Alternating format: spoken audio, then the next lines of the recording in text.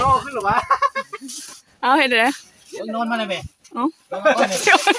จานาไหมโอ้นอนผู้ใดเนาะนี่อะไรวะฮะมาแล้วนี่บอกน้องเท่านี้ฮะยังเตี้ยอยู่วนโอ้ตายแล้วเบิ่งกว่าฮะเมื่อยดิเดี๋ยวมันผู้บอกสะฮะแล้วบาดนี่แนวใดนอบาดนี่เนาะ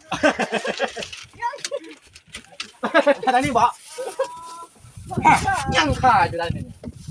นอนเลย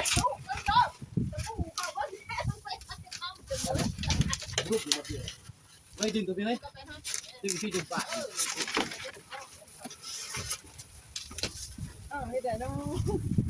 ไปทางนี้โอ้ยนี่ได้สัก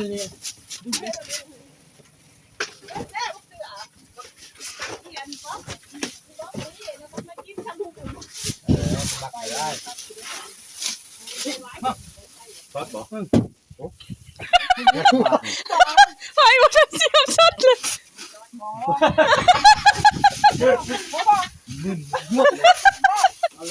มันมีไฟค้างอยู่แล้วโอ้มีไฟ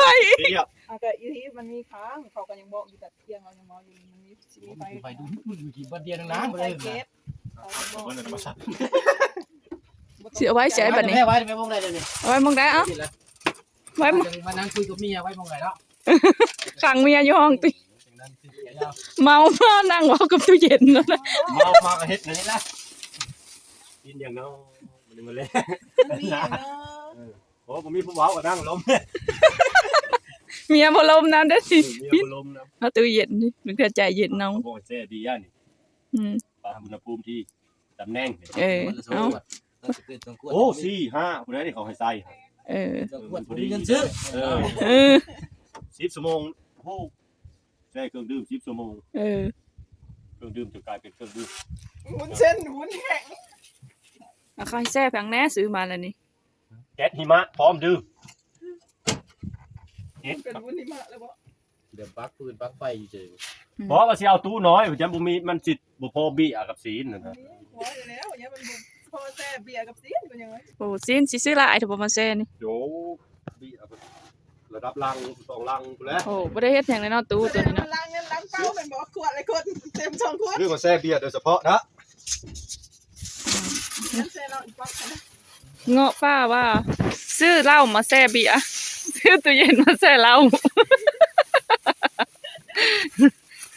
ตัวน้อยรุ่นแซ่ซีนกับรุ่นซุกจุของเขาเลยเหรอเจ๊ไปแม่นี่เอาพอวันนี้ทางเงาะเปิดซิงตู้เย็นเพิ่นซื้อตู้เย็นใหม่เนาะเพิ่นสิฉลองซื้อเหล้ามาล้างตู้เย็นเพิ่นว่าล้างกับล้างจะติดรถเนาะเนาะไว้ห้องนั้นโอ้ยจะใกล้เพิ่นล้างเบียร์ก็หมด5คอกแล้วงามได้ตู้เย็นเราก็ดิเป็นเลือกเนาะตู้เย็นกันเนาะเงาะเนาะ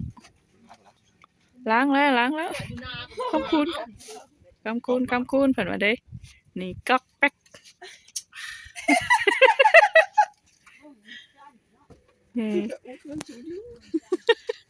โอ้ไปทำ